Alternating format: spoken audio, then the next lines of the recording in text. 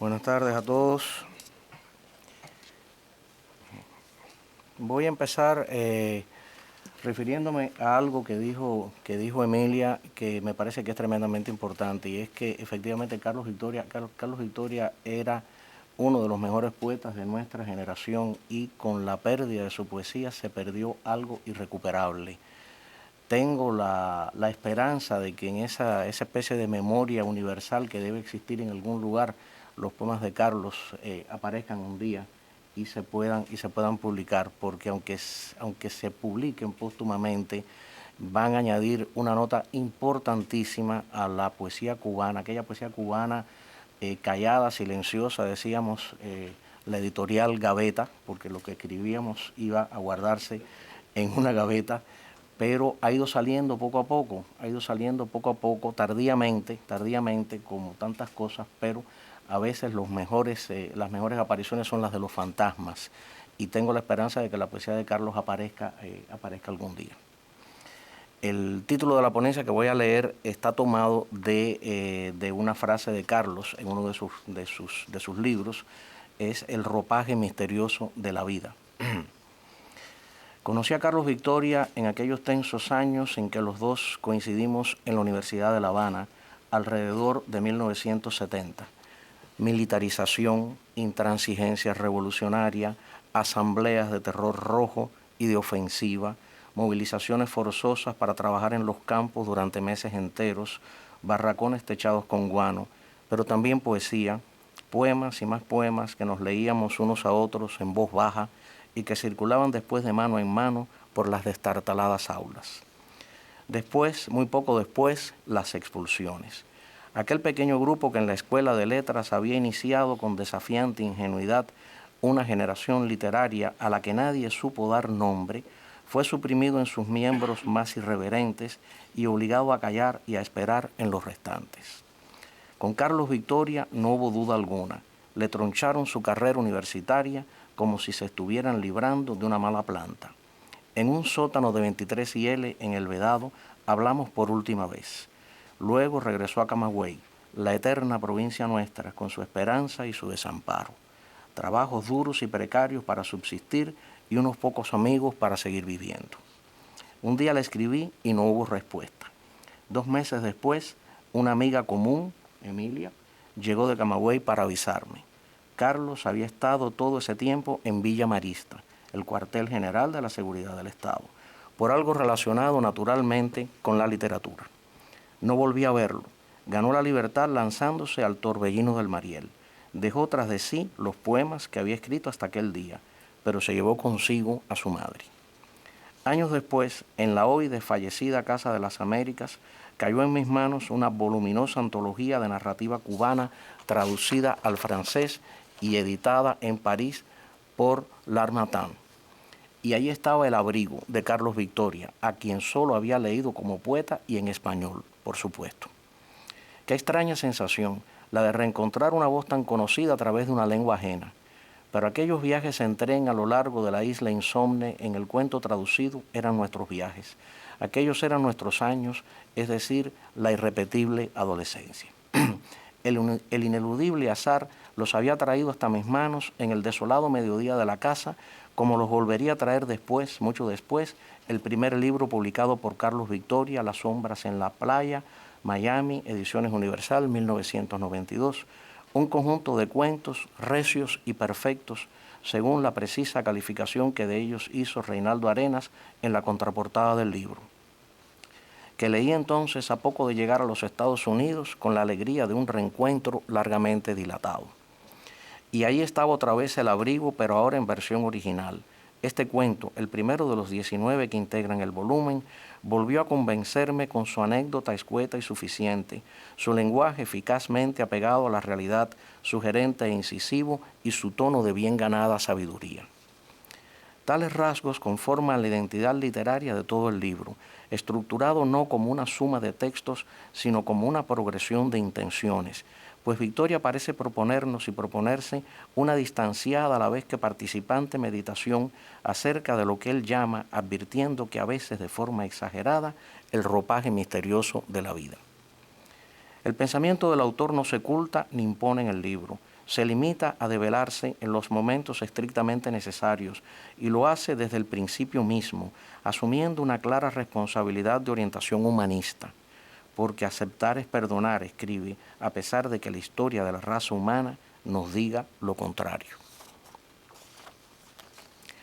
Lo que en este libro se acepta e implícitamente se perdona es la contradictoria identidad del hombre, golpeada incesantemente por una ciega trama de hechos que no parecen en cambio dispuestos a perdonar o a comprender.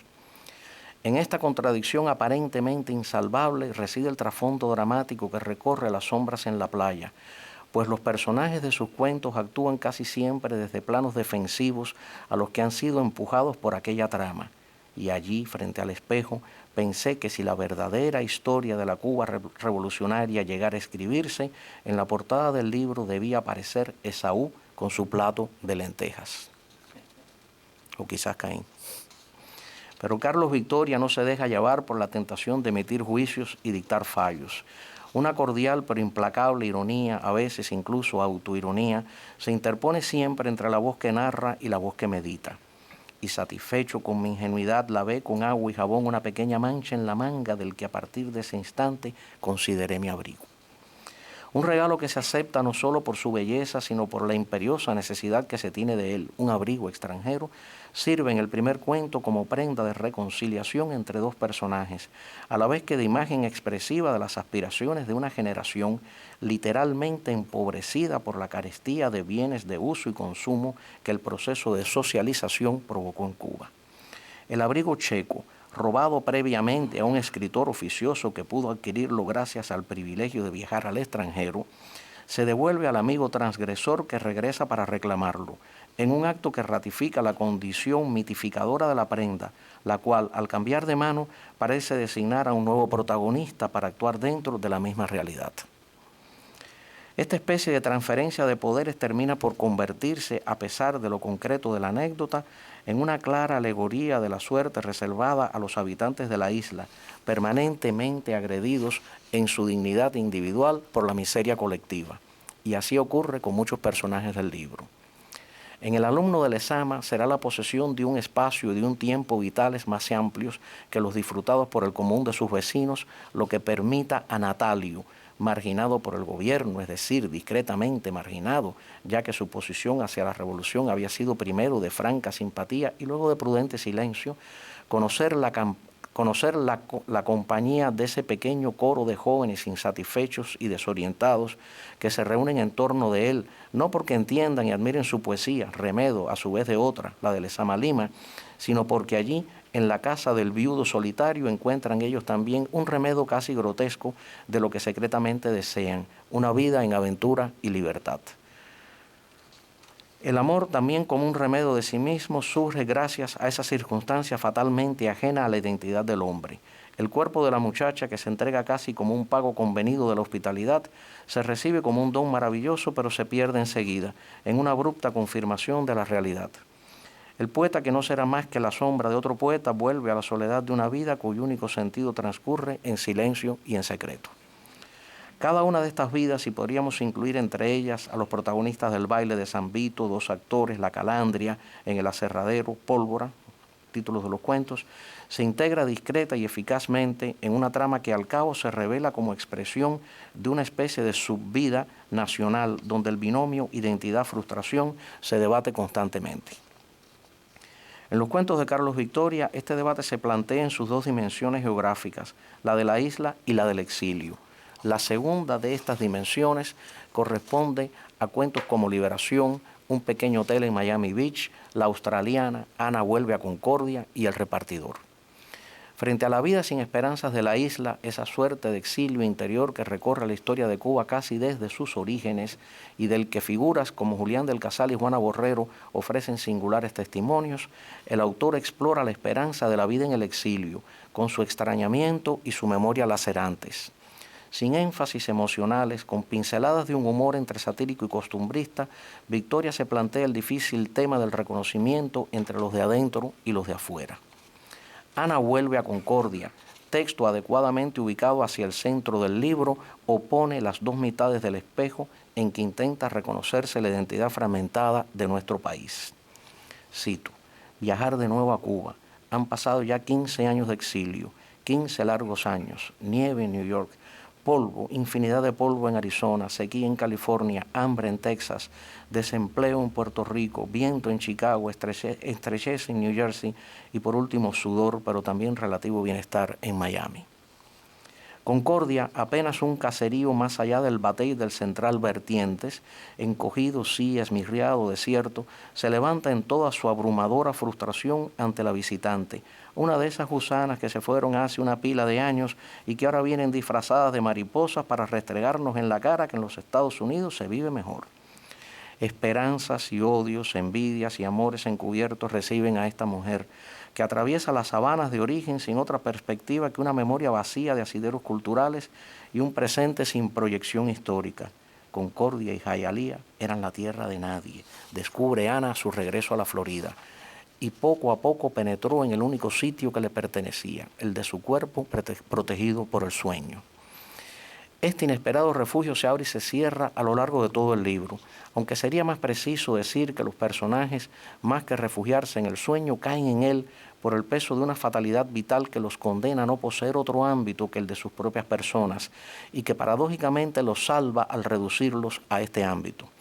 Ellos son atrapados por el sueño como por una realidad que se ha pretendido suprimir y que regresa con imperiosa exigencia. Desde el centro de estos sueños y abriéndose paso entre imágenes de una fuerte expresividad, vuelve a levantarse la conciencia de una grotesca mutilación. Soñó que visitaba Cuba por unos breves días. En el sueño todos sus amigos habían muerto. Solo una figura monstruosamente gorda se mecía en un balance en un portal de la casa de sus tíos bajo la luz opaca de una lámpara. Pero la tentación de emprender una fuga enajenada ante lo enajenante se rechaza en el libro de manera explícita. En el tercer cuento, al que hará referencia el penúltimo, estableciéndose así una evidente concordancia estructural, el autor se enfrenta al tema de la identidad a través de un autocuestionamiento cuyo signo principal es la lucidez. ¿Será verdad que detrás del afán de sinceridad se esconde una intención oscura? Se pregunta el personaje autor en medio de una fiesta de Halloween a la que asiste sin disfraz alguno. Pero no se pierdan esto, Carlos Victoria disfrazado de Carlos Victoria, qué poco original. El comentario puesto imaginariamente en los labios del amigo muerto en cuya casa transcurre la fiesta es como la oposición del espejo ante el espejo. La identidad queda entre ambos, reflejándose alternativamente uno y otro, reduciéndose hacia el infinito en un juego de verdad-mentira o de autenticidad-disfraz que podría no tener fin si el autor no tendiera un oportuno puente de cordura entre los laberintos metafísicos y las concreciones de lo real. Esta meditación acerca del arte de escribir es una de las claves del libro, aunque el autor ha evitado convertirla en tema central de su discurso. Cito: fíjate bien, Carlos Victoria, la vida y la literatura no son una misma cosa. La gente como tú que no distinguen entre las dos nunca llegan a nada. Y yo me habría limitado a sonreír, quizás con deseos de preguntarte qué piensas ahora de la semejanza entre la muerte y la literatura. En La Franja Azul, sin embargo, los conflictos interiores del escritor asumen la condición de verdaderos protagonistas del relato. Realizado en 3 tiempos, el primero y el tercero en forma de monólogos dirigidos a 2 interlocutores fantasmas y el segundo en el más puro estilo epistolar, el cuento ofrece un delicioso equilibrio de ingredientes: humor, autoironía, patetismo, desesperación y otra vez humor, esa sonrisa entre sarcástica e indulgente que solo se ensaya a solas luego de haber sacado a la calle los monstruos interiores para demostrarle al prójimo que después de todo se puede vivir y escribir con ellos. Este agudo sentido analítico del que no escapa el propio yo es una de las principales riquezas del libro. Me refiero a Las sombras en la playa. El autor no impone conclusión alguna, pero comparte las propias con el lector en un grado tal de confianza literariamente lograda que asentimos sin darnos cuenta. Esta capacidad para establecer no la complicidad, sino una serena y libre amistad con ese otro imprescindible e inquietante que es el lector, culmina en el relato que da título al libro, Las sombras en la playa, donde una irregular pareja, la madre y el hijo, alcanza la certidumbre que parecían buscar sin encontrarla, todos los demás personajes de estos cuentos y relatos. El tiempo y el espacio quedan momentáneamente superpuestos y aunque después vuelvan a disociarse, el efecto logrado es el de una armónica reconciliación entre el pasado y el presente, la muerte y la vida, la desesperación y la esperanza. Un día puede ser todos los días, una playa puede ser todas las playas, pues en ese punto donde dos personas coinciden al final de una travesía, los gestos se vuelven innecesarios, tal vez el asentir con la cabeza basta. Bien, yo voy a cortar aquí la lectura en atención a la brevedad y al tiempo. La ponencia es un poco más larga.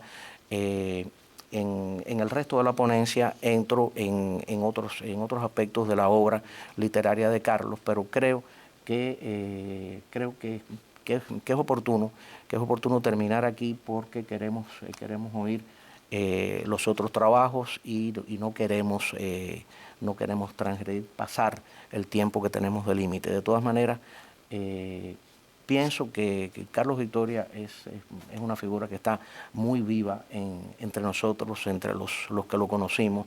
A veces la muerte es la confirmación más fuerte que se le puede dar a la vida y Carlos de alguna manera lo hizo. La última vez que hablé con él me dijo: quiero seguir viviendo, pero quiero vivir con dignidad. Si no puedo vivir con dignidad, no voy a seguir. Y lo hizo de esa manera. Bien, gracias.